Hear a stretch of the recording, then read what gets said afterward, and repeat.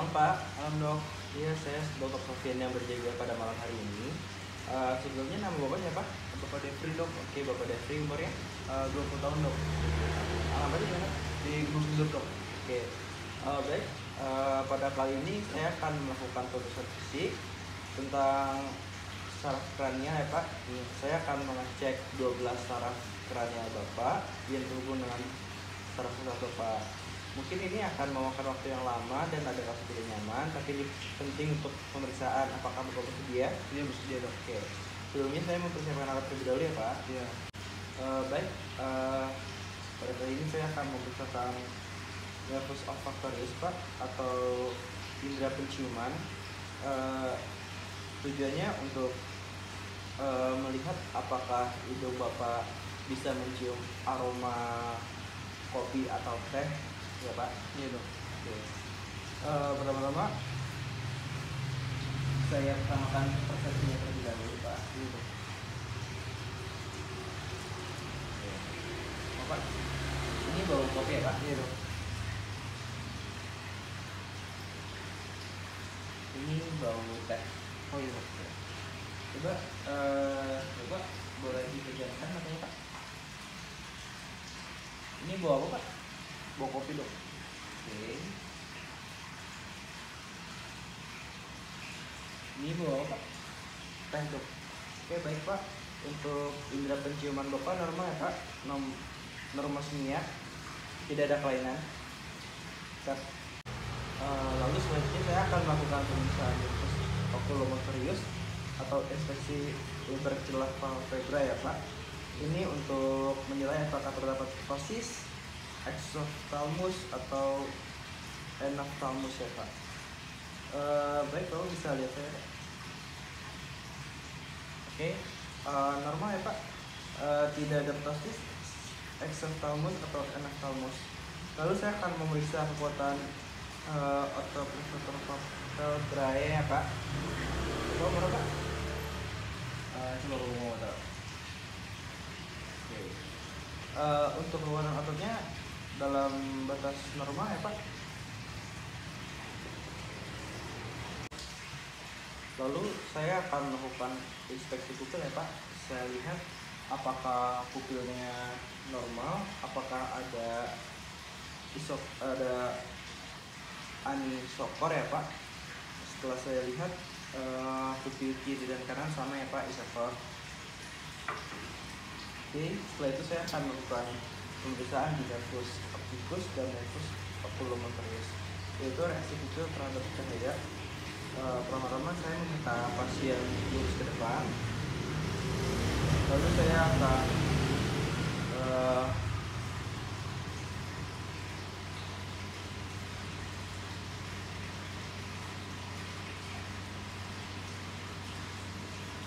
akan melihat pupilnya Pak, apakah ada refleks dari pupil, apakah pupilnya mengecil. Saya lihat secara langsung. Oke, dia mengecil. Lalu yang sebelah kiri, oke, pupil mengecil. Lalu setelah itu saya akan memeriksa pupil secara indirect ya Pak. Oke. Baik, untuk pupil dalam batas normal ya Pak. Baik, setelah itu saya akan memeriksa nervus 3, nervus 4, dan nervus 6, yaitu penilaian gerakan bola mata. Bapak harap ke depan ya Pak, lalu matanya ikuti pena saya ya Pak. Iya Dok. Oke.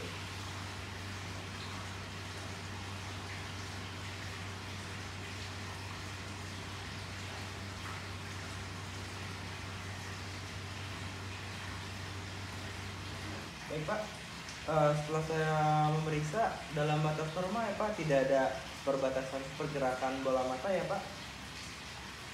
Lalu setelah itu saya akan melakukan penilaian nystagmus ya Pak, yaitu gerak bolak-balik mata yang involuntir dan ritmik. Bapak, matanya nanti belok ke kiri, ke kanan, dan ke atas dan ke bawah ya Pak. Ini dong, ditahan 5 detik. Oke, Bapak sekarang ke kanan Pak. Oke, ke kiri, lalu ke atas. lalu ke bawah. Oke Pak, baik. Setelah saya lihat tidak ada tanda-tanda nistagmus ya Pak. Setelah itu saya akan melakukan refleks kornea ya Pak. Untuk sensoriknya, refleks kornea dibantai oleh nervus trigeminus, cabang oftalmik, dan untuk motoriknya oleh nervus facialis yang sarafi, lulus, orbicularis oculi. Bapak bisa madap ke kiri Pak, matanya. Oke.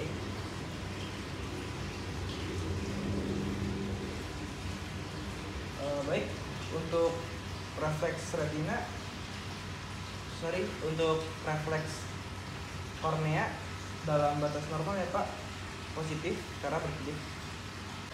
Setelah ini saya akan melakukan pemeriksaan nervus facialis motorik ya Pak. Saya menoleh ke simetrisan wajah. Pertama-tama saya melihat muka pasien, simetris atau tidak.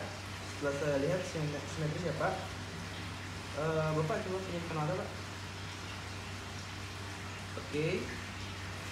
Terus saya juga melihat sudut mulut, simetris. Setelah itu saya akan meminta pasien mengangkat alis dan mengurutkan dahi. Bapak coba diangkatkan alis Pak, angkat alisnya, terus mengurutkan dahinya Pak. Oke, simetris ya Pak. Terus saya meminta pasien untuk menunjukkan gigi Pak, gini. Oke. Bapak mencucikan gigi sambil siapa Pak? Oke. Setelah saya dalam batas normal ya Pak, tidak ada kelumpuhan nervus 7 tipe UMN dan tipe LMN. Bila kelumpuhan hanya pada daerah mulut,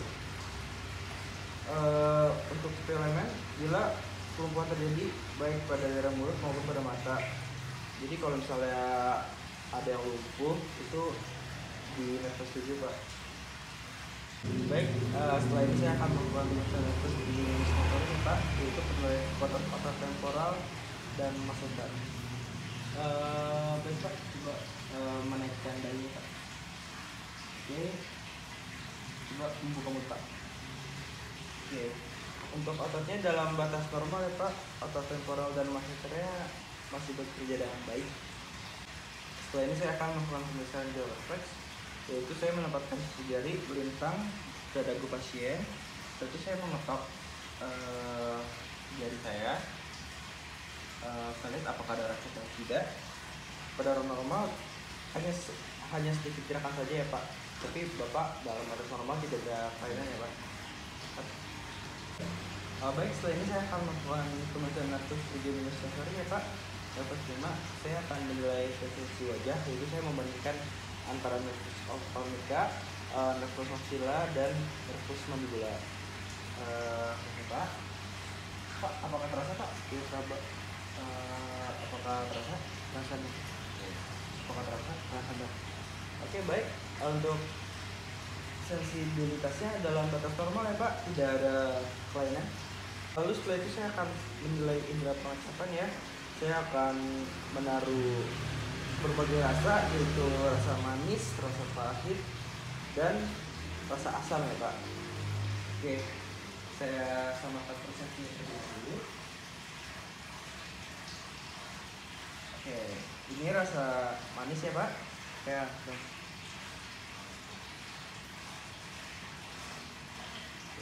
itu rasa pahit ya Pak. Iya, betul. Itu rasa asam ya? Iya. Coba Bapak menurut mata. Coba Pak. Oke, rasa apa Pak? Manis. Oke, lagi Pak. Rasa apa? Asin. Iya Pak. Rasa apa Pak? Pahit. Oke.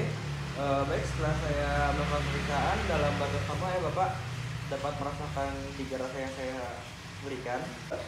Baik, setelah ini saya akan melakukan pemeriksaan nervus cochlearis ya Pak, nervus 8, yaitu menilai indera pendengaran, apakah ada transaksi, konduksi udara, dan gelang.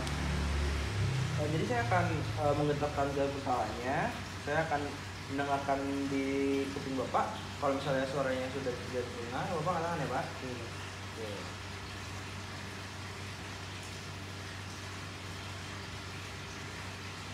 Oke, sekali lagi ya Pak.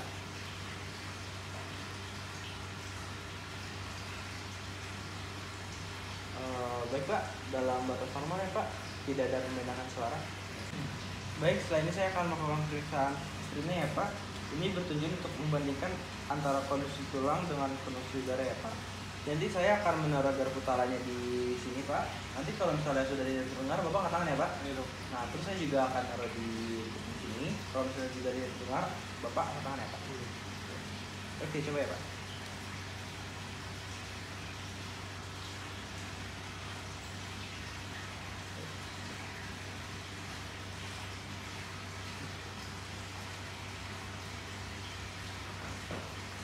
Oke, baik Bapak. Dalam batas normal ya Pak.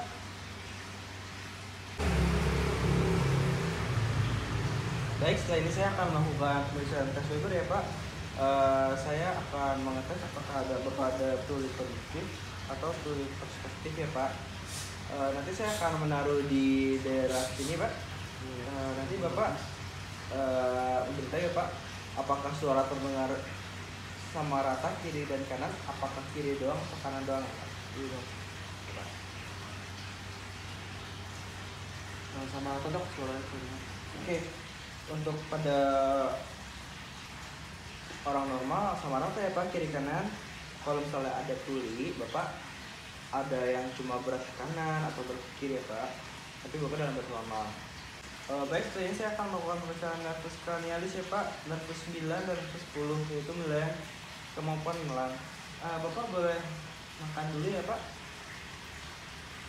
Terus minum. Oke, setelah saya lihat terlihat ya Pak, nervus keluarnya Bapak juga tidak tersebar ya Pak. Bila ada kelumpuhan nervus 9 dan 10 dapat menyebabkan disfagia ya Pak. Nah, ini juga dijumpai pada hemiparesis duplex yang disebut juga sebagai kelumpuhan pseudobubar. Persarapan nervus 9 dan 10 adalah bilateral. Karenanya kelumpuhan supranuclear baru terjadi bila ada fusi bilateral. Tapi Bapak dalam batas normal ya Pak. Lalu setelah itu saya akan melakukan pemeriksaan palatum.